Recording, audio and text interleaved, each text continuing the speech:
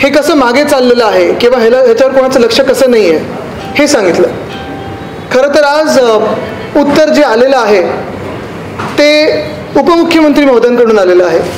अपेक्षित हेच होतं की राज्याचे जे प्रमुख असतात साधारणपणे मुख्यमंत्री त्यांच्याकडून उत्तर येणं अपेक्षित होतं. कदाचित ह्या सिस्टीममध्ये ह्या घटनाबाह्य सरकारमध्ये जास्ती पॉवर कोणाकडे हे आज आपल्याला स्पष्ट झालं असेल. पण एक चांगलं झालं आज की आजच्या पत्रकार परिषदेमध्ये उपमुख्यमंत्री महोदयांनीच पत्रकार परिषद घेतल्यामुळे त्यांना माईक खेचायचं किंवा चिठ्ठी देण्याची किंवा कानात सांगायची आज जास्ती मेहनत लागली नाही. जे उत्तर मुख्यमंत्र्यांकडून अपेक्षित होतं ते इथून आलेलं आहे. कदाचित हे उत्तर परत एकदा मुख्यमंत्री देतील सुद्धा. मी हीच अपेक्षा करतो की मुख्यमंत्र्यांनी याच्यावर बोलावं. भले स्क्रिप्टमधून जरी आलं असेल वाचून बोलले तरी चालेल, पण त्यांच्याकडून हे उत्तर अपेक्षित आहे कारण ते राज्याचे प्रमुख आहेत जरी घटनाबाह्य सरकार असलं तर. आज सर्वप्रथम त्यांनी एक सांगत असताना सुरुवात करत असताना सांगितलेलं आहे की केंद्र सरकारने 2000 कोटीचं इलेक्ट्रॉनिक हब हा आपल्या महाराष्ट्राला दिलेला आहे रांजणगाववर. आत्तापर्यंत जे मी काय ऐकत होतो ते असं होतं की साधारणपणे वेदांत फॉक्सकॉन असेल, मेडिकल डिव्हाइस पार्क असेल, बल्क ड्रग पार्क असेल, एअरबस टाटा असेल, काल परवाकडे देखील, आता मी काही जास्ती नावं घेत नाही कारण ही मालिकाच लागलेली आहे. आपल्या राज्यातून अनेक उद्योग जे आपल्याकडे येऊ शकत होते किंवा आपण पिच करू शकत होतो त्यांना ते इतर राज्यांमध्ये चाललेले आहेत. तसं हे एवढे सगळे उद्योग निघून गेल्यानंतर आम्हाला सांगितलं गेलं होतं किंवा गाजर दाखवलं गेलं होतं राज्याला की आता वेदांत फॉक्सकॉनपेक्षा मोठा उद्योग आपल्या राज्याला मिळेल. आकड्यांमध्ये आम्ही काही खेळ करू शकत नाही, कदाचित त्याच्यामुळे आमचं सरकार पडलं असेल आणि आकडे दुसऱ्याचे घेऊन आपल्यात कसे दाखवायचे आणि घटनाबाह्य सरकार कसं बनवायचं त्याच्यावर 3-4 महिने घटनाबाहेर सरकार कसं टिकवायचं ह्याच्यात काही लोक माहीर असतात, जादूगार असतात आणि त्यांनी आकड्यांचा खेळ पुन्हा एकदा केलेला आहे. मला हे माहिती नव्हतं की 1,49,000 कोटीपेक्षा जास्ती मोठा आकडा हा 2,000 कोटीचा आहे. आत्तापर्यंत आम्हाला जे सांगितलं जात होतं तिथे 1.5 लाख कोटी कुठे आणि 2,000 कोटी कुठे. ठीक आहे, प्रत्येक पैसा हा महत्त्वाचा असतो, प्रत्येक रुपया जो आपल्या राज्यात गुंतवणूक म्हणून येतो तो महत्त्वाचा असतो. पण जेव्हा स्वतः देवेंद्रजी मुख्यमंत्री होते किंवा मग उद्धवसाहेब मुख्यमंत्री होते तेव्हा कधी मुख्यमंत्री असतील किंवा उपमुख्यमंत्री असतील 2,000 कोटी वगैरे अशा कधी इन्व्हेस्टमेंटच्या घोषणा ते काय इंडस्ट्री सेक्रेटरी पण करायचे नव्हते. ते त्या लेवलला मोठ्या मोठ्या घोषणा व्हायच्या. ह्या सगळ्या MOUs आपण तिकडच्या तिकडे साईन करतो आणि याचं भूमिपूजन करून सुरू करतो का. तरी देखील आज त्यांनी सुरुवात केलेली आहे इलेक्ट्रॉनिक हब्सची. कदाचित असंच टेक्स्टाईल पार्क येऊ शकतं अमरावतीमध्ये, बुटीबोरीमध्ये आपलं रिन्युएबल एनर्जी पार्क येऊ शकतं. कारण ह्या सगळ्या गोष्टी रेग्युलरली एक कोर्समध्ये येणाऱ्या गोष्टी आहेत. जे आम्ही ज्याच्यावर आवाज उठवत आहोत त्या क्वचितच येणाऱ्या गोष्टी असतात ज्या महाराष्ट्रात निघून गेलेल्या आहेत. फॉक्सकॉनचा प्रकल्प, वेदांत फॉक्सकॉनचा प्रकल्प असेल, बल्क ड्रग पार्कचा प्रकल्प असेल, मेडिकल डिव्हाइस पार्कचा प्रकल्प असेल किंवा आत्ताकडे एअरबस टाटाचा प्रकल्प असेल. आता अजून काही गोष्टी, कारण आज त्यांनी सगळे कागदपत्र दाखवल्यामुळे आणि हमखासपणे सगळं सांगितल्यामुळे आम्ही देखील आमच्याकडे जे पुरावे आणलेले आहेत ते सांगतो. आता पहिली गोष्ट म्हणजे हे जर आपण बघितलं तर हे चित्र आहे सोशल मीडियावर आलेलं. ह्या खोके सरकारची एक क्रिएटिव्ह आहे, त्याच्यात महाराष्ट्रात आलेले प्रकल्प, त्याच्यात एक सिनारॉम्स पल्प अँड पेपर प्रकल्प रायगड, गुंतवणूक 20,000 कोटी असं त्यांनी सांगितलंय की हे त्यांनी आणलेलं आहे. दिसतंय सगळ्यांना. आता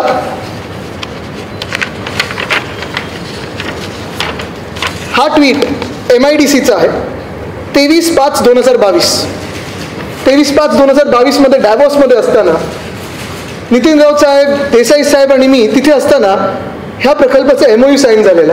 हा प्रकल्प महाविकास आघाडी सरकारच्या काळी आलेला. तो प्रकल्प त्यांच्या क्रिएटिव्हवर गेलेला आहे. ठीक आहे, मी हेच सांगतोय की अनेकदा असं होत असतं की मागच्या सरकारची कामं हे सरकार करत असतं. जसं आम्ही जे MTHLचं काम सुरू केलेलं किंवा इतर काही कोस्टल रोडचं असेल कदाचित हे क्रेडिट घेऊ शकतील. पण महत्त्वाची गोष्ट ही आहे की जेव्हा तुम्ही सांगता की आम्ही काही केलंच नाही आणि तुम्हीच सगळं करत असताना तुमच्या क्रिएटिव्हवर आलेलं महाविकास आघाडी सरकारच्या काळी झालेलं हे MOU प्रकरण आलेलं आहे. हे ठीक आहे, ही एक गोष्ट मला आपल्या सर्वांना दाखवायची होती कारण या सगळ्या कामांमध्ये हे त्यांनी क्रेडिट घेतलेलं आहे. दुसरी गोष्ट म्हणजे आता सगळ्यात महत्त्वाचा विषय तो म्हणजे आज कधीही एवढं खोटं बोलणं मी ऐकलं नव्हतं या राज्यात जेवढं आज मी त्या प्रेस कॉन्फरन्समध्ये ऐकलं किंवा दिशाभूल करण्याचा प्रयत्न झाला असेल. मी हे नाही म्हणत की उपमुख्यमंत्री महोदयांना खोटं बोलायचं होतं किंवा महाराष्ट्राची दिशाभूल करायची होती, पण नक्की एक गोष्ट आहे की त्यांना जे ब्रीफिंग मिळालेलं आहे त्यांच्या डिपार्टमेंटकडून असेल, त्यांच्या टीमकडून असेल, हे चुकीचं मिळालेलं. त्यांनी जो एक ती बातमी दाखवली देसाई साहेबांची, माझ्याकडे इथे असेल ती बातमी. Foxconn want set up propose unit in Maharashtra says Shivsena minister. ही आहे साधारणपणे जानेवारी 2020ची बातमी. आता ही बातमी आहे वेदांताची. ह्याच्यात बातमीमध्ये जर त्यांनी पूर्ण बातमी वाचली असती तर त्यांना कळलं असतं की ह्याच्यात Desai's comments finally set the record straight on Foxconn's proposed $5 billion investment in the state to set up a plant to make mobile phones and components to help create 50,000 jobs by 2020. हे वेदांताचं जे होतं, हे वेदांताचं नाही, फॉक्सकॉनचं जे होतं हे मला वाटतं 2016 मध्ये मॅग्नेटिक महाराष्ट्रामध्ये सही केलेला हा MOU होता. त्याच्यानंतर फॉक्सकॉन त्यांनी तामिळनाडूमध्ये जागा बघितली आणि मग मला वाटतं USA ला गेले आणि तिथे प्रोडक्शन सुरू झालं. महाराष्ट्रात 5 वर्ष आल्या नसल्यामुळे MOUची जी जागा त्यांनी निश्चित केलेली MIDC कडून ती लॅप्स झाली आणि त्याचं उत्तर हे देसाई साहेबांनी मला वाटतं तिथे हाऊसमध्ये वगैरे दिलं असेल. पण हे सगळंच आता बघा, 2 factories in TN for now, हे त्यावेळी देखील देवेंद्र फडणवीस साहेबांनी आणलेला प्रस्ताव तर त्यावेळी तामिळनाडूमध्ये केला आणि नंतर दुसरा प्रस्ताव US मध्ये केला. हा तो फॉक्सकॉनचा आहे. त्या फॉक्सकॉनमध्ये आणि वेदांता फॉक्सकॉनमध्ये जरी फॉक्सकॉन कंपनी ही एक असली तरी त्या दोन्ही प्रकल्पांमध्ये जमीन आसमानाचं अंतर आहे. वेदांता फॉक्सकॉन हा प्रकल्प सेमीकंडक्टर चिपसाठी होता, या मोबाईल फोनसाठी नव्हता. तर माझी ही विनंती राहील उपमुख्यमंत्री महोदयांना की कृपा करून महाराष्ट्राला दिशाभूल करण्याचा प्रयत्न सोडून द्या, इथे बदनामीचा प्रयत्न सोडून द्या. 2 वेगळे प्रस्ताव आहेत, ते प्रस्ताव वेगळ्या वेगळ्या वेळेला आले होते. 2020 मध्ये जो प्रस्ताव अमान्य झाला किंवा रद्द झाला किंवा लॅप्स झाला तो एवढ्यासाठीच झाला कारण जी फॉक्सकॉन कंपनी 2015 मध्ये MOU सही करून बसलेली त्यांनी ती जागा घेतलीच नाही, ते दुसरीकडे गेले आणि म्हणून तो प्रकल्प रद्द झाला. तिसरी गोष्ट ही येते की आता ह्याच्यात सांगितलं गेलं, आता हे कालपासून मी बघतोय, हे एक टेबल आहे. हे सगळीकडे टेबल थोडं काही काही ठिकाणी मला वाटतं पुण्यात असेल, डोंबिवलीमध्ये वगैरे असेल, काही काही लोकांनी होर्डिंग बॅनर केलेले आहेत त्या टेबलमध्ये. 3 गोष्टी या टेबलमध्ये दिलेल्या आहेत. पहिलं म्हणजे वेदांता फॉक्सकॉन 1,49,000 कोटी, रोजगार निर्मिती 1.5 लाख, प्रकल्प राज्याबाहेर गेल्याचं तारीख आणि वर्ष सप्टेंबर 2020 गुजरातमध्ये होणार असे निश्चित झाले. कंपनीने तशी घोषणाही केली. आणि मग महाराष्ट्र सरकारची भूमिका, तत्कालीन उद्योग मंत्री सुभाष देसाई यांच्या वेदांत फॉक्सकॉन प्रकल्पाचे विरोध व प्रकल्प न होण्याची घोषणा. म्हणजे तुम्ही विचार करा किती महाराष्ट्राला खोटं बोलण्याचा प्रयत्न होत आहे. हे जे सगळीकडे बोगस जे टेबल लागलेलं आहे त्याच्यावर थोडं स्पष्टीकरण मी आणलेलं आहे. पहिलं गोष्ट जसं मी सांगितली, तो फॉक्सकॉन आणि हा वेदांत फॉक्सकॉन हे दोन्ही वेगळे प्रकल्प आहेत. दुसरं म्हणजे आता तुम्हाला पूर्ण टाईमलाईनच सांगतो, कारण ही टाईमलाईन मी सगळ्यांसाठी आणली आहे, कदाचित मी तुम्हाला प्रिंटआउट काढून पण देईन. टाईमलाईन अशी आहे वेदांत फॉक्सकॉनची. 15 डिसेंबर 2021 केंद्र सरकारने 76,000 कोटीचा सबसिडी आउटले त्यांनी जाहीर केला, जिथे सेमीकंडक्टर आणि डिस्प्ले पॉलिसी आणली. 76,000 कोटीची सबसिडी त्यांनी जाहीर केली. 5 जानेवारी 2022 एक्सप्रेशन ऑफ इंटरेस्ट वेदांतानी महाराष्ट्र सरकारला दिले, तसंच गुजरातला दिले, कर्नाटकाला दिले, तेलंगणा दिले as per Vedanta's market study. 11 जानेवारी 2022 गव्हर्नमेंट ऑफ महाराष्ट्राने त्यांना रिस्पॉन्स दिला, एक्सप्रेशन ऑफ इंटरेस्टला इन प्रिन्सिपल अप्रुव्हल दिलं. आणि मला वाटतं साधारणपणे 16 जानेवारीला वेदांतानी परत एकदा लिहिलं थोडी क्लॅरिफिकेशन्स मागत. 20 जानेवारीच्या आसपास मला वाटतं देसाई साहेब आपली माझी त्यांची सगळ्यांची ऑनलाईन झूमची बैठक झाली. त्याच्याच आधी 19 जानेवारी 2022ला देसाई साहेबांनी स्वतःहून पत्र लिहिलं वेदांता फॉक्सकॉनचे जे चेअरमॅन होते अनिल अग्रवाल साहेबांना की आम्ही जर महाराष्ट्रात तुम्ही आलात तर स्वागत करू आणि जो काही सपोर्ट आहे तो देऊ. 28 जानेवारी 2022 काही परत क्वेरी त्यांच्याकडून आल्या जे आपण क्लॅरिफिकेशन दिलेलं त्याच्यावर, आणि आपण पुन्हा एकदा 1 फेब्रुवारी 2022ला सगळे जे काही क्लॅरिफिकेशन होते ते त्यांना सबमिट केले होते. 19 फेब्रुवारीला वेदांताच्या टीमनी कन्फर्म केलं की आम्ही 24 फेब्रुवारीला साईट व्हिजिट करू. 24 फेब्रुवारी 2022ला डिटेल्ड साईट व्हिजिट झाली. तळेगावला गेले, टीम जाऊन बघून आली, त्यांच्यासोबत त्यांचे BCG जे पार्टनर होते त्यांच्यासोबत वेगळ्या वेगळ्या टेक्निकल टीम्स होत्या, त्यांनी सगळा रिपोर्ट बनवला आणि 5 मार्च 2022 पासून डिटेल्ड साईट व्हिजिटचं पूर्ण जे काही डेटा होता तो सरकारबरोबर आणि वेदांता फॉक्सकॉन बरोबर शेअर केला गेला. 3 मे पुन्हा एकदा साईट व्हिजिट झाली वेदांताचे टेक्निकल पार्टनर फॉक्सकॉनने. 5 मेला वेदांतानी दुसरं एक्सप्रेशन ऑफ इंटरेस्ट फ्लोट केलं. तिथे देखील आपण महाराष्ट्र सरकार म्हणून त्यांना पुन्हा एकदा जे काही ॲप्लिकेशन द्यायचं होतं ते दिलं. 6 मेला मी देसाई साहेब आम्ही दोघंही डॅवोसमध्ये असताना त्यांची भेट घेतली तिथे आणि त्यांना देखील सांगितलं, नाही सॉरी डॅव्हॉसला नाही, 6 मे 2022ला आम्ही महाराष्ट्रात भेट घेतली. त्याच्यात मी होतो, देसाई साहेब होते, चीफ सेक्रेटरी होते, मला वाटतं सह्याद्रीला ती भेट झाली, त्याच्यावर आपण ट्विट पण केलेलं. 14 मेला 2022ला वेदांताने इन्व्हेस्टमेंट ॲप्लिकेशन गव्हर्नमेंट ऑफ महाराष्ट्राला पाठवलं, डिटेल्ड वर्किंग करून त्यांच्या संपूर्ण प्रोजेक्टसाठी, की केंद्र सरकारचा काय हिस्सा राहील, राज्य सरकारचा काय हिस्सा राहील, त्यांचा काय हिस्सा राहील, हे सगळं त्यांनी आम्हाला सांगितलं. आम्हाला म्हणजे MIDCला. 24 मे 2022ला देसाई साहेब आणि मी आणि मला वाटतं नितीन राऊत साहेब पण होते आपल्या बैठकीत. आम्ही डॅव्हॉसला इंडियाचं जे आपल्या देशाचं जे पूर्ण सिम्पोजियम होतं, जे एक हाऊस होतं, इंडिया पॅव्हिलियन, तिथे वेदांताचे जे अनिल अग्रवाल साहेब आहेत त्यांची भेट घेतली आणि त्यांना देखील सांगितलं की जो काही सपोर्ट तुम्हाला महाराष्ट्रात यायला लागेल तो संपूर्णपणे आम्ही द्यायला तयार आहोत, कारण आम्हाला ही इंडस्ट्री आणायची आहे. ह्याच्यातून जसं आता हे इलेक्ट्रॉनिक हब जे आलेलं आहे हे 2000 कोटीचं आहे. हे काही वेदांत एवढी इलेक्ट्रॉनिक सिटी करणार नव्हती, हे छोटं हब आहे जे वेदांताबरोबर येणार होतं. त्याच्यासोबत 160 क्लस्टर इंडस्ट्रीज येणार होते. ते आणि वेदांता फॉक्सकॉन आम्हाला महाराष्ट्रात पाहिजे, जे काही करायला पाहिजे ते आम्ही करू, केंद्र सरकारला पण आम्ही सांगू असं सांगितलं. 13 जून 2022 टेंटेटिव्ह इन्सेंटिव्ह आणि इन्फ्रास्ट्रक्चर पॅकेज गव्हर्नमेंट ऑफ महाराष्ट्राने दिलं, पेंडिंग ऑफ HPC आणि कॅबिनेट अप्रुव्हल, कारण HPC हे चीफ सेक्रेटरीना जशी वेळ असते आणि ठरतं तसं ते घेतात. 24 जून 2022 फॉक्सकॉनचे जे चेअरमॅन, वेदांताचे नाही फॉक्सकॉनचे, मिस्टर यंग ल्युआन, त्यांनी आणि काही लोकांनी, मला वाटतं देसाई साहेब आपण देखील दिल्लीला जाऊन त्यांची भेट घेतली. 24 जून 2022. त्यानंतर सरकार पाडलं गेलं, गद्दारी झाली, सरकार पाडलं. 14 आणि 15 जुलैला एक पत्र, मला वाटतं 15 जुलैचं एक पत्र आहे जे घटनाबाह्य मुख्यमंत्री महोदयांनी वेदांता फॉक्सकॉनचे जे चेअरमॅन आहेत त्यांना लिहिलं आणि सांगितलं की तुम्ही महाराष्ट्रात या, आम्ही तुमचं स्वागत करतो. 15 जुलै 2022 हाय पॉवर कमिटी झाली चीफ सेक्रेटरीच्या अध्यक्षतेच्या खाली आणि मग त्यांनी 35,000 कोटी आणि बाकीचे इन्सेंटिव्स ह्याच्यासाठी मान्यता दिली. लक्षात घ्या, तळेगाव आणि डोलेरा ह्याच्यामधला फरक मला वाटतं काही चॅनल्सनी दाखवलेला आहे, त्यांच्याच जो कन्सल्टंटनी दिलेला.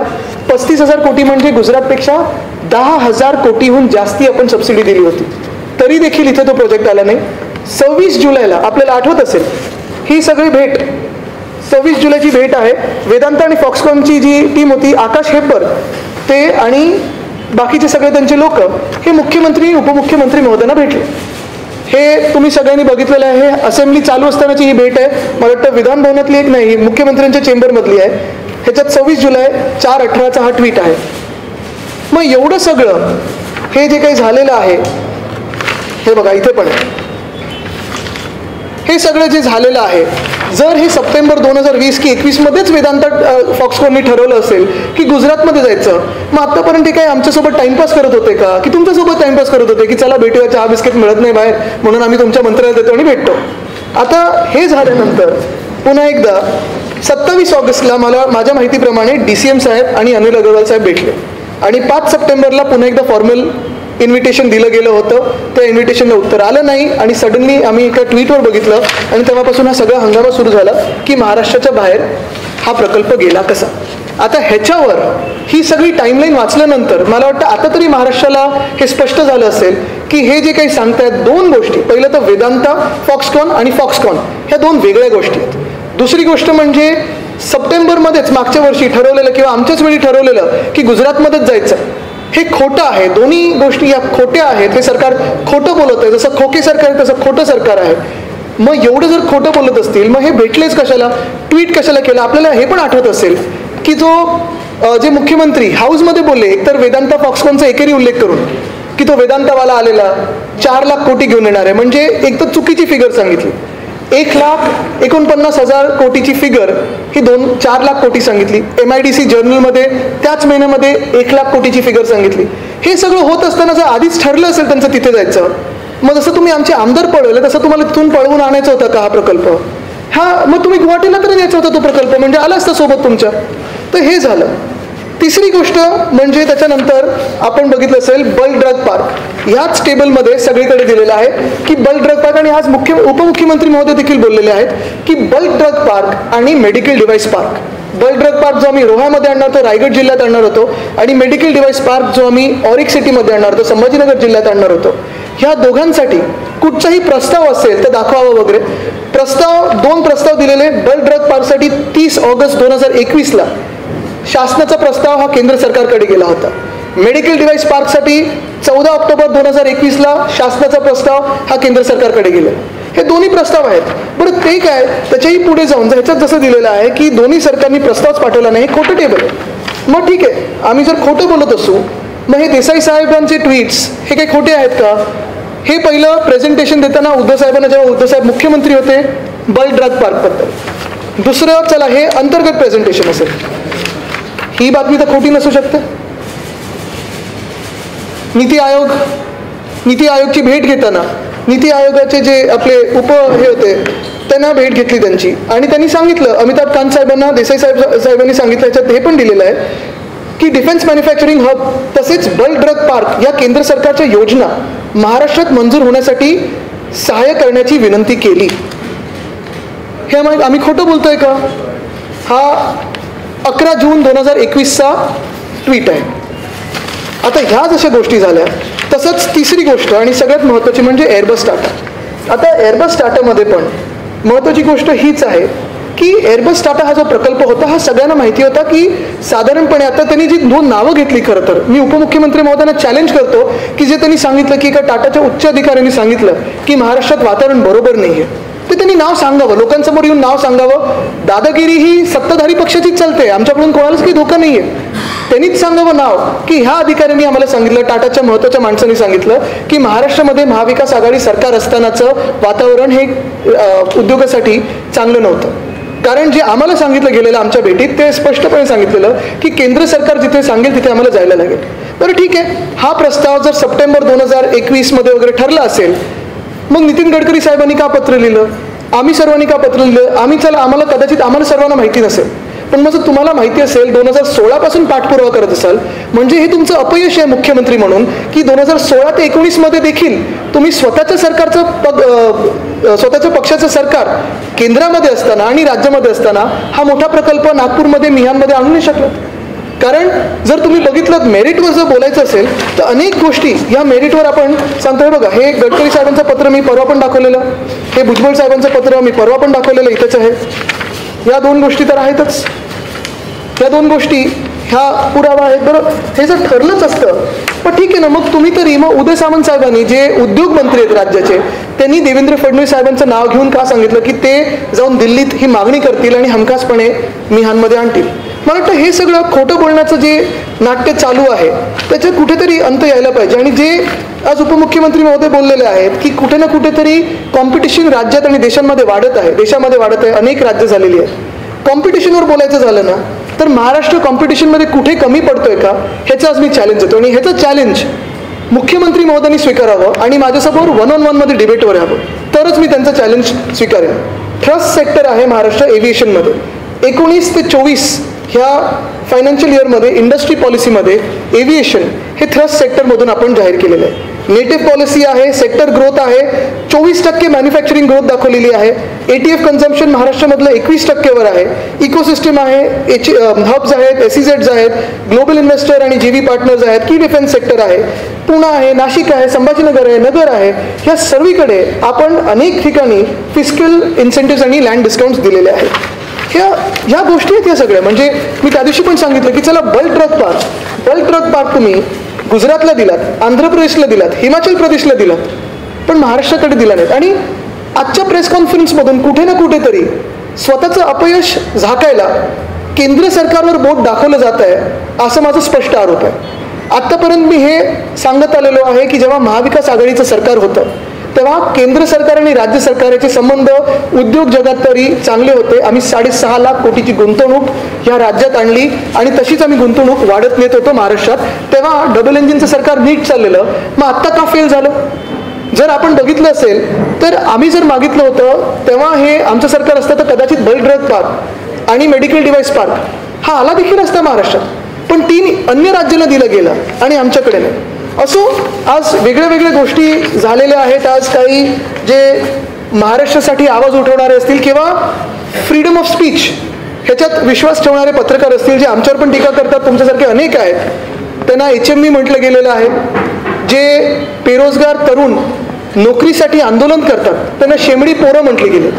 खरं तर ह्या दोन्ही वक्तव्यांसाठी, कारण आता उपमुख्यमंत्री महोदय जसं बोलले की ते 2 आमदार रागारागामध्ये बोलले, असं हे देखील रागारागामध्ये बोलले असतील तर ते शब्द त्यांनी मागे घ्यावेत. कारण हिज मास्टर्स व्हॉइस कोणाला बोलणं किंवा शेमडी पोरं तरुणांना बोलणं हे पत्रकारांचा आणि पत्रकारितेचा अपमान आहे. आणि शेमडी पोरं हे जे आंदोलन करतात स्वतःच्या हक्कासाठी, महाराष्ट्राच्या आवाजासाठी, जे प्रकल्प ह्या खोके सरकारमुळे दुसरीकडे निघून गेले त्याच्यासाठी, त्यांना शेमडी पोरं बोलणं हे खूपच अयोग्य आहे, निंदनीय आहे आणि हे मागे घ्यावेत. महत्त्वाची गोष्ट ह्याच्यातून एकच येते, पुन्हा एकदा त्याच्यात जो आरोप झाला होता की नागपूर मिहानमध्ये येत आहे म्हणून हे प्रकल्प दुसरीकडे पळवून नेण्यात आले, असा जो त्यांनी आरोप केला. अजून एक गोष्ट तुम्हाला सांगतो, गांभीर्याची गोष्ट आहे. जेव्हा महाविकास आघाडीचं सरकार होतं, आपल्याला आठवत असेल, 1 मे 2022ला ठरलेलं की मुंबई नागपूर हिंदू हृदय सम्राट बाळासाहेब ठाकरे समृद्धी महामार्गाचं उद्घाटन व्हावं. मला वाटतं संभाजीनगर जिल्ह्यापर्यंत होणार होतं. तिथे काहीतरी क्रेन पडली वगैरे असं दाखवलं गेलं आणि ते उद्घाटन पुढे ढकललं गेलं. प्लॅन असा होता की ऑगस्टपर्यंत पूर्ण तिथपासून इथपर्यंत तो उद्घाटन होणार. हे उद्घाटन अजूनपर्यंत का नाही झालंय? कुठच्या निवडणुकीसाठी थांबल्यात, कुठच्या तारखेसाठी थांबल्यात? ती क्रेन खरंच पडली होती का? तो पूल खरंच पडलेला होता का? की सरकार पडेपर्यंत तुम्ही वाट बघत होतात? कारण आम्हाला जे ऐकू आलं ते फार वेगळं आहे की रस्ता तयार आहे. त्यांच्या दसऱ्याच्या जे काही सर्कस होती त्याच्यासाठी राजकीय कार्यकर्ते तिथून आले, पण अजूनही सामान्य नागरिकांसाठी हा समृद्धी महामार्ग उघडला गेला नाहीये. हे कशासाठी होतंय? हे कोणासाठी होतंय? हा समृद्धी महामार्गाची उद्घाटनाची तारीख ठरली नाही का? जो ऑगस्टमध्ये संपूर्ण होणार होता तो आतापर्यंत का नाही झाला? हे देखील मुख्यमंत्री महोदयांनी सांगावं, इतर कोणी नाही. ह्याच्यावर आपल्याला काही प्रश्न असतील तर आपण मला सांगावं. केंद्र राज्याला देणार आहे याबद्दल कोणती अधिकृत घोषणा झालेली नव्हती किंवा असे कोणते प्रॉमिसेस देण्यात आलेले नव्हते. बरोबर आहे, पण सगळ्यांकडून प्रस्ताव मागवलेले, जसं मी सांगितलं, ज्या 2 तारखा आहेत ऑगस्ट आणि ऑक्टोबर 2021 मध्ये, जो आपला प्रस्ताव आहे मेडिकल डिव्हाइस पार्क असेल किंवा बल्क ड्रग पार्क असेल, देवेंद्रजी अजून एक बोललेत की मेरिटवर जिंकायला पाहिजे होतं. मला सांगा कुठच्या दुसऱ्या राज्यामध्ये 394 फार्मसी कॉलेजेस आहेत? मला सांगा कुठच्या दुसऱ्या राज्यामध्ये रोह्यासारखी जागा आहे जिथून नवी मुंबईमध्ये होणारं एअरपोर्ट आणि जिथे आम्ही दिबा पाटलांचं नाव देतो होतो, आणि दुसरं म्हणजे JNPT जवळ आहे. कुठचं दुसरं असं राज्य आहे जिथे व्हॅक्सिन प्रोडक्शन हे सर्वात जास्ती आहे? कुठचं दुसरं असं राज्य आहे जिथे एक्सपोर्ट प्रिपेअर्डनेसमध्ये नीती आयोगाच्या रँकिंगवर आपण नंबर 2 वर आहोत? कुठचं दुसरं असं राज्य आहे जिथे डॉक्टर्स असतील, स्किल टॅलेंट असेल, तसंच जे फार्मास्युटिकल इंडस्ट्री आहे ती पूर्ण आहे? म्हणजे कुरकुम वगैरेकडे सिप्ला वगैरे पण आहेत. हे सगळं असताना तुम्ही अन्य राज्यांना द्या, माझं काही म्हणणं नाही आहे, तुम्ही 5 अजून राज्यांना द्या, पण महाराष्ट्राचं जे हक्काचं होतं ते राज्य केंद्र सरकारकडून हे का घेऊन येऊ शकले नाहीत, हा माझा सवाल आहे. फेक नॅरेटिव्ह सेट करताय असं देखील मुख्यमंत्री म्हणाले आणि काही लोकांना फक्त गुजरातचा चष्मा लागलेला आहे म्हणून हे आरोप करतात. आता ते काय झालेलं आहे की फेक नॅरेटिव्ह हे त्यांचं जे गद्दारी आणि खोके सरकारचं होतं ते लोकांसमोर आलेलं आहे. ह्या सगळ्या ज्या गोष्टी मी वाचून दाखवल्या टाईमलाईन, म्हणजे मी, देसाई साहेब, अनिल अगरवाल साहेब, टाटा साहेब, हे सगळे आम्ही खोटं बोलतोय आणि उद्योगमंत्री जे बोलतात तेच खरं आहे का? आणि जसं मी सांगितलं ना की हे सगळं जे आजचं झालेलं आहे ते एवढ्या दिवसानंतर देवेंद्रजींनी येणं, खरं तर मला वाटतं हा डाव होता त्यांना कोपऱ्यात ढकलण्याचा, कारण त्यांना खोटी माहिती दिली गेली होती. हे ते मुख्यमंत्री असताना त्यांनी कधीही असे स्टेटमेंट्स केले नव्हते ज्याच्यात खरं जे आहे आणि दुसरं जे एक आहे ते आतापर्यंत डोळ्यासमोर आलं नव्हतं, आज ते बाहेर आलेलं आहे.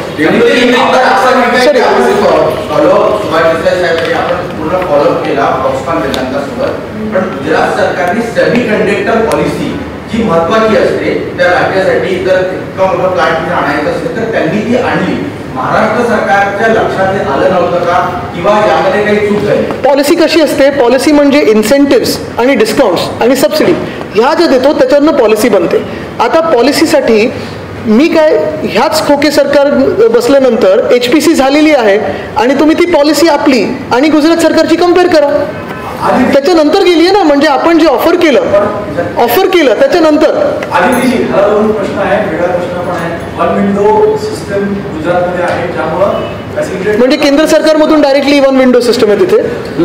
सिस्टम ते दाखवलं की 1 विंडो सिस्टम आहे त्यामुळं इंडस्ट्रीजला बूम मिळतं. आपण आता म्हणाल की महाराष्ट्र समृद्ध आहे, इंडस्ट्रियल बूम आणण्यासाठी आपण ट्रॅक्टरवर सगळ्या इंडस्ट्रीजला एवढं सगळे सवलती दिल्या आहेत, पण मग इंडस्ट्रीज का येत नाही? ऍक्टिव्हिझम आहे, पॉलिटिकल बिल नाही आहे. तुम्ही लक्षात घ्या, एक काल मी महत्त्वाचं ट्विट केलेलं आहे, आपल्या राज्यामध्ये 2 महत्त्वाचे सेक्टर्स हे फेल होत आहेत. खोके सरकार बसल्यानंतर. अजूनही कृषी मंत्री कुठे आहेत, कुठच्या बांधावर गेलेत का, ओला दुष्काळ जाहीर झालाय का? मला वाटतं आजचीच कुठची तरी एक बातमी आहे की पंचनामे करण्यासाठी देखील एका शेतकऱ्याकडून पैसे मागितले गेले नगर जिल्ह्यात. ही आहे ना बातमी. म्हणजे एका बाजूला हे सगळं होत आहे, दुसऱ्या बाजूला जेव्हा महाविकास आघाडीचं सरकार होतं तेव्हा 6.5 लाख कोटीची गुंतवणूक आणि त्याच्यानंतर डॅव्हॉसमध्ये 80,000 कोटीची गुंतवणूक. मला वाटतं देसाई साहेब आपण यादी पण आणलेली पूर्ण सगळ्या कंपनीजचे. हे येत असताना आणि केंद्र सरकार हेच होतं. म्हणून आम्ही केंद्र सरकारकडे बोट दाखवत नाहीये. हे खोके सरकार केंद्र सरकार आरोप करतंय की सगळं दुसऱ्या राज्यांमध्ये ढकलतंय आणि तेव्हाच गेलेलं, आमच्या वेळी काही झालं नाही. देवेंद्र फडणवीसांनी विधान केलेलं आहे की बच्चू कडू हे माझ्या एका फोनवर गोवाट्याला गेले होते आणि त्यांच्यावरती 14 हा शब्द वापरणं वगैरे चुकीचं आहे. बरोबर आहे. त्याच्यात पुढे पण एक विधान केलंय की त्यांनी त्यांच्याकडून काही घेतलं नाही आणि मग लगेच बोलले की इतरांनी काही घेतलं का हे मी म्हणत नाही. हे खूप बोलकी वाक्य आहेत. आणि तुम्ही विचार करा, ही जर अशी राजकीय परिस्थिती आपल्या महाराष्ट्राची असेल जिथे उपमुख्यमंत्री महोदयांना पुढे केलं जातं आणि त्यांना थोडं कोपऱ्यात आणलं जातं, म्हणजे आजचं प्रेस कॉन्फरन्स खरं त्यांना टार्गेट मुद्दामून केलं का सरकारने, हे कदाचित असेल. किंवा मग बच्चू कडू असतील किंवा हे त्यांनी जरी आरोप मागे घेतले असतील तरी खूप गंभीर आरोप आहेत. सखोल चौकशी झाली पाहिजे. म्हणजे खोके सरकार 50 खोके जे आपले हे बोलत बच्चू कडू जी बोललेले आहेत, जे प्रत्येक लग्नात वगैरे गेल्यानंतर त्यांना म्हणतात, हे का म्हणतात, ह्याची चौकशी का नाही होते?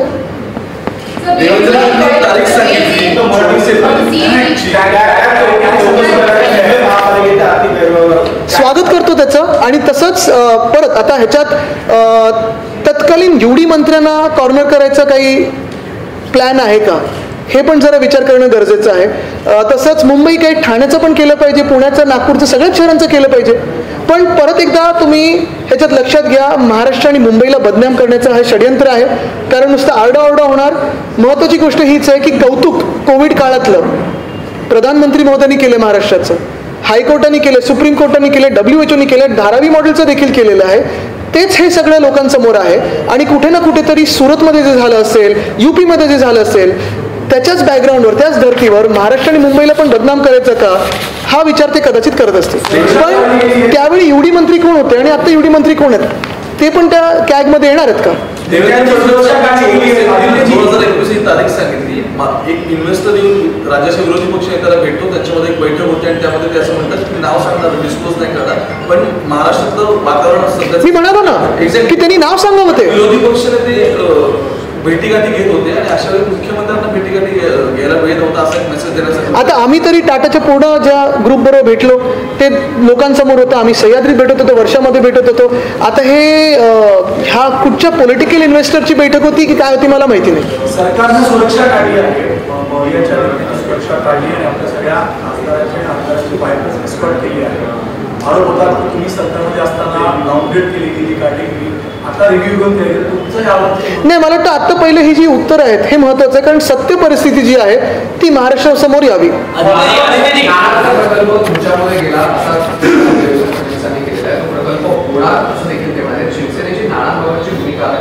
एक भूमिका अशी आहे की तुम्ही आतापर्यंत गेल्या 7 वर्षात आणि आत्ता बघा, जिथे राख रांगोळी होणारे प्रकल्प आहेत, म्हणजे राख आपल्याकडे रांगोळी पलीकडे तसे प्रकल्प, न्यूक्लिअर असतील, रिफायनरी असेल, हे महाराष्ट्रावर आंदोलनकारांवर पण देखील गोळ्या घालून किंवा लाठीचार्ज करून आणले जातात. नाणारबद्दल भूमिका स्पष्ट होती. ती अशी होती की नाणारमध्ये लोकांना, स्थानिक लोकांना विरोध होता, तिथून आपण हलवलं. बारसूसाठी उद्धवजीच मुख्यमंत्री असताना देसाई साहेबांनी फॉलोअप करून मला वाटतं केंद्र सरकारकडे आपण सांगितले की बारसू एक वेगळी जागा आहे, तिथे आम्ही हा रिफायनरीचा प्रकल्प आणू इच्छितो. तरी देखील सगळ्यात मोठी अट त्याच्यात हीच आहे की जो कोणी प्रपोनंट असेल, प्रोजेक्ट प्रपोनंट, त्यांनी तिकडच्या स्थानिक नागरिकांना घेऊन बसावं, जगजाहीर प्रेझेंटेशन द्यावं, त्याचे फायदे तोटे काय आहेत, जे विरोधात असतील आणि जे सपोर्टमध्ये असतील त्या दोघांना सोबत त्यांनी एक हे करावं, जनसुनावणी करावी आणि जे काही लोकांच्या मनात असेल ते आम्ही त्याच्यासोबत उभं राहू. आदित्य जी, हिंदी में जानना चाहेंगे, ये कैग रिपोर्ट, कैग की जो इंक्वायरी के लिए महाराष्ट्र सरकार ने कहा है, बीएफसी के जिस समय कोविड था उस समय जितने भी टेंडर्स जारी किए गए थे उनके जांच के आदेश दिए हैं, इसको, इस फैसले को आप कैसे देखते हैं? मैं उनका स्वागत करता हूं. उनको लगा था कि कैग से हम गैग हो जाएंगे, लेकिन स्वागत करता हूं. सबसे अहम बात यही है कि ये महाराष्ट्र को और मुंबई को बदनाम करने के लिए एक षड्यंत्र है. जैसे उस समय अहमदाबाद हो, सूरत हो या यूपी हो, वैसे तो हालात मुंबई में नहीं थे, महाराष्ट्र में नहीं थे. मुंबई और महाराष्ट्र का जो अच्छी बात थी वो पूरे दुनिया ने देखी है। हाई कोर्ट ने अच्छी बात कही थी, सुप्रीम कोर्ट ने कही थी, पीएम साहब ने कही थी और WHO ने भी कही थी। तो ये जो प्रशंसा हुई है मुंबई और महाराष्ट्र की, कहीं ना कहीं उनको यही दुख हुआ है कि महाराष्ट्र की प्रशंसा हुई और अभी बदनामी करने का एक षड्यंत्र रचा जा रहा है। लेकिन जैसे मैंने इसका स्वागत किया है, वैसे थाने महानगर पालिका का भी हो, फिर नागपुर का हो, पुणे का हो, हर जगह का हो। और तभी के यूडी मंत्री कौन थे मुझे पता नहीं, लेकिन शायद उन पे भी हो सकता है। आदित्य जी, आज मुख्यमंत्री देवेंद्र फडणवीस ने प्रेस कॉन्फ्रेंस, मुख्यमंत्री उप मुख्यमंत्री उनकी मन की बात आप कह रहे हो, और उन्होंने आरोप भी लगाया कि आप लोगों ने एक फेक नैरेटिव सेट किया है। कई सारे प्रोजेक्ट्स आप लोग जब सरकार में थे तब चली गई थी, उन पर आरोप लगाया जा रहा है और इससे महाराष्ट्र का भी नाम खराब हो रहा है। इसे आप नहीं, फेक नैरेटिव का हमने अभी सीखा नहीं उनसे और सीखना भी नहीं चाहते। जो भी है लोगों के सामने, अभी जो मैंने टाइमलाइन पढ़ के दिखाई, वेदांता फॉक्सकॉन हो, मेडिकल डिवाइस पार्क हो, बल्क ड्रग पार्क हो, प्रस्ताव तो हमने दिए थे। जो भी मेरिटोरियस हम मांग रहे थे वो हमारे हिस्से में नहीं आया, हमारे राज्य के हिस्से में। दुख इसी बात का है। आदित्य जी, ते 6.5 लाख कोटीची इन्व्हेस्टमेंट जी तुम्ही सांगितली होती ड्युरिंग MBA टाइम, त्यातले ॲक्च्युअल इन्व्हेस्टमेंट्स किती टर्न झाले आणि MOUs पर्यंत तेवढेपर्यंत किती? सगळेचे सगळे मला वाटतं कन्स्ट्रक्शन फेजमध्ये गेलेले आहेत, एक्झिक्यूट झालेले आहेत। त्याच्यातून 1 की 2 चायनीज इन्व्हेस्टमेंट्स होते आणि आपल्याला आठवत असेल त्यावेळी केंद्र सरकारने एक घोषित हे काढलेलं की चायनीज इन्व्हेस्टमेंट घेऊ नका। ते 2 प्रस्ताव होल्डवर आहेत, ते बाजूला ठेवलेले आहेत, बाकी सगळे हे एक्झिक्यूट झालेले आहेत। भारत जोडो यात्रा महाराष्ट्रात दाखल होणार आहे, आपल्याला काँग्रेसच्या नेत्यांनी निमंत्रण देखील दिलेले, आपण सहभागी होणार आहात? मला वाटतं आज पहिले ह्या मुद्द्यांसाठी मी बोलीन, कारण हे मुद्दे महत्त्वाचे आहेत। हे महत्त्वाचे मुद्दे लोकांपर्यंत आपल्या माध्यमातून पोहोचले पाहिजेत आणि जी सत्य परिस्थिती ती गेली पाहिजे। वेदांतासाठी जवळपास 6 महिने महाविकास आघाडीच्या काळात आपण पाठपुरावा केला, पण त्याची उच्चाधिकार समितीची बैठक आणि जे पॅकेज देणं अपेक्षित होतं त्याला विलंब झाला किंवा त्यात काय अडचणी आल्या की आपल्या काळात ते नाही, मी आता वाचून दाखवलं फायनल प्रपोजल। कारण काय झालं, वेदांता फॉक्सकॉनकडे आपण 3दा, त्यांनी 2दा EOI लोड केलेले, आपण 3दा त्यांना रिस्पॉन्ड केलेलं। 3 वेळा पॉझिटिव्ह आल्यानंतर साईट व्हिजिट झाली, फायनल साईट व्हिजिट झाली। मग सगळं झाल्यानंतर जेव्हा सगळं काही ठरतं तेव्हाच तुम्ही HPCला जाऊ शकता आणि मगच ते क्लिअर होतं। योगायोगाने HPC हे खोके सरकारच्या काळात आले। Sir, DCM has declared the 2000 HPC. In that as well, there is a Sorry? DCM has declared the 2000 crore electronic project as well, and in that he is giving allegations as well. What do you have to say? See, 2000 crore, when we heard after Vedanta Foxconn went away, Bulk Drug Park, Medical Device Park, Airbus went away, we heard that there would be a larger project, then all of us combined would be coming to Maharashtra. Now, I'm not great at numbers and that's not our forte, that's not something we looked into, and that is why probably the numbers of unconstitutional government are more. But I never knew that 2000 crores was bigger than 2 lakh crores. See, these are projects like an electronic hub. Again, once more, by the way, the electronic hub has been declared by Desai Sahib in Pune in a conference at the Maratha Chamber of Commerce, Industry and Agriculture. This was last year. The final approval came today. The initiation was in his time. Having said this, you will also get something like a textile park very soon in Amravati. Maybe you will get a renewable energy park in Buttibori. These are parks that are due to come and they will keep coming.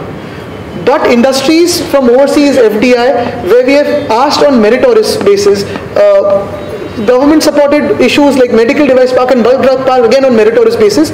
These are places that we really wanted to to see Maharashtra take, the lead, and that's why we have been kept away from. आदित्यजी, उदय सामंत असं म्हणाले होते, ज्यावेळेला Foxconn नेतृत्व विचारले की फॉक्सकॉनची जागा Vedanta Foxconn तळेगावमध्ये ती eco sensitive झोनमध्ये होती, आम्ही त्याची पाहणी केली का रिव्ह्यू घेतला, त्यावरती असं कळलं की 1-1.5 वर्ष त्यातनं तो सेन्सिटिव्ह झोन काढता येणार नाही, पण मग सप्टेंबरला गेली, मग 1 वर्ष नंतर त्यांना कळलंय म्हणून अगरवाल विभागाचं म्हणणं आहे। कसं आहे की त्यांना मी जास्ती दोष देत नाही, खरं त्यांचा राजीनामा घेणं गरजेचं आहे, कारण महाराष्ट्रात कृषी आणि उद्योग हे खूप महत्त्वाचे सेक्टर्स आहेत।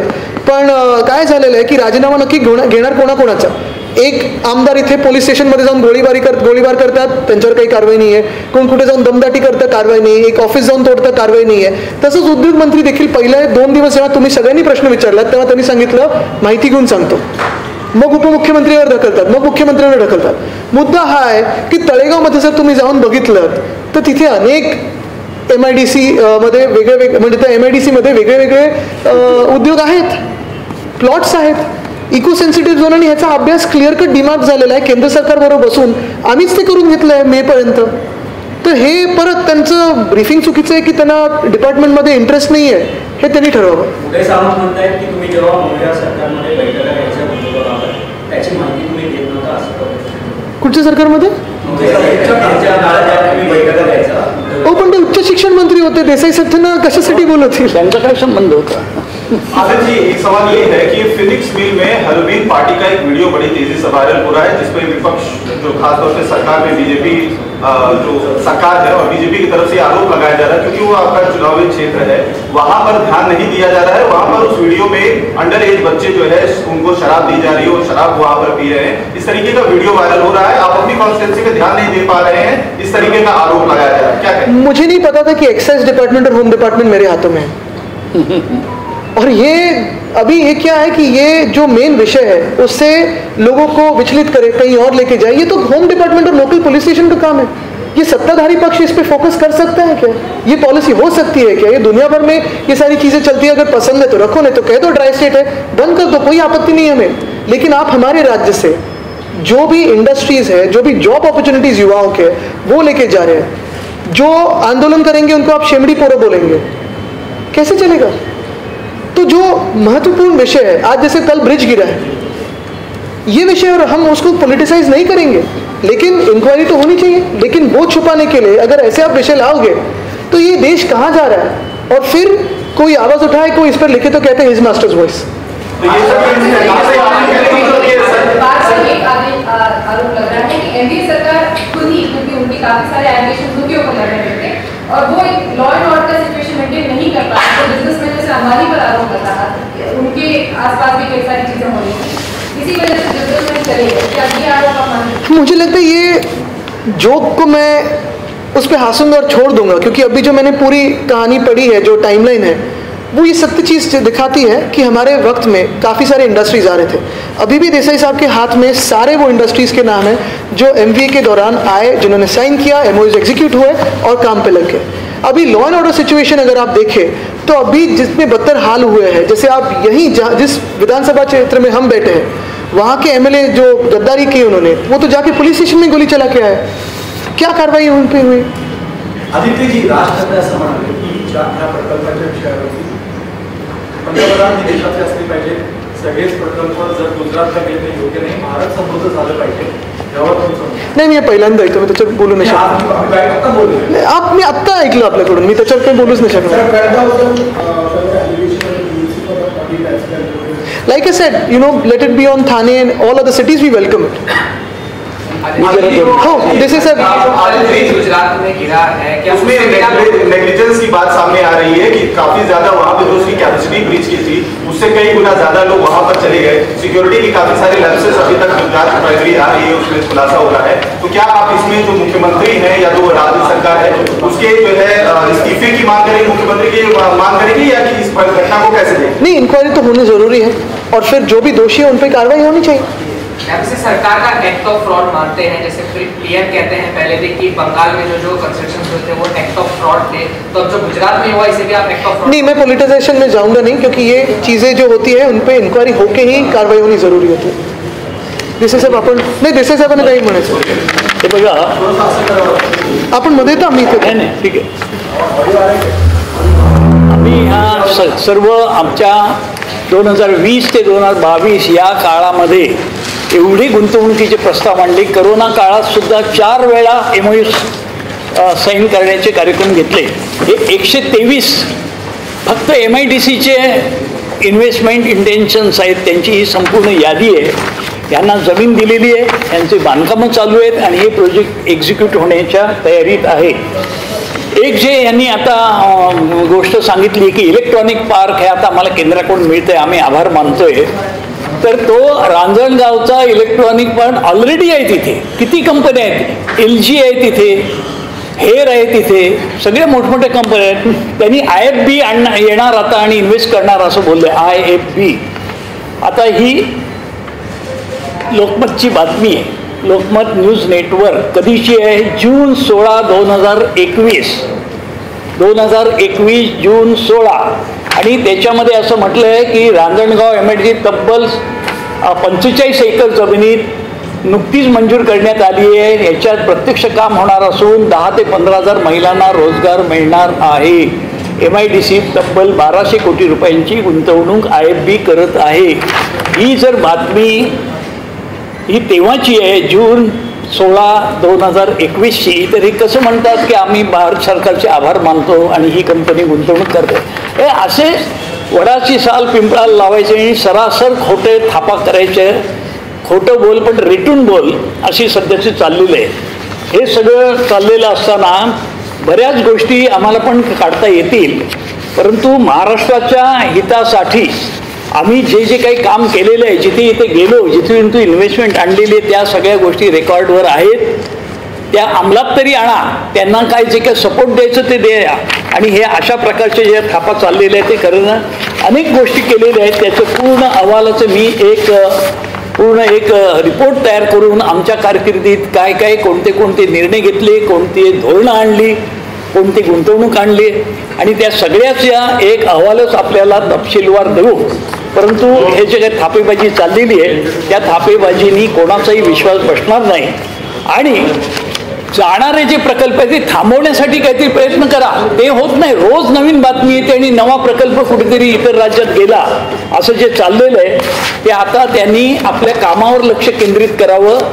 उद्योगांची नीट चर्चा करावी. त्यांच्या काय अडचणी आहेत का बघाव्या. परंतु महाराष्ट्रातून हे जर उद्योग गेले तर इथे मोठा बेरोजगारीचा प्रश्न निर्माण होईल. रोजगार इथे होणं फार महत्त्वाचं आहे आणि त्यासाठी हे काम त्यांनी सतत करावं. आम्ही आमची संपूर्ण जी माहिती आहे ती सगळी एका अहवालाच्या रूपानं आपल्यापर्यंत अगदी तपशीलवार देतो. आणि जसं मी सांगितलं कन्क्लुजनमध्ये की शेवटची गोष्ट की अजूनही जर मुख्यमंत्री महोदयांना वाटत असेल की हे MBच्या वेळी सगळं गेलं तर ते एकटे जर डिबेटला चॅलेंज करत असतील तर मी तिथे यायला तयार आहे.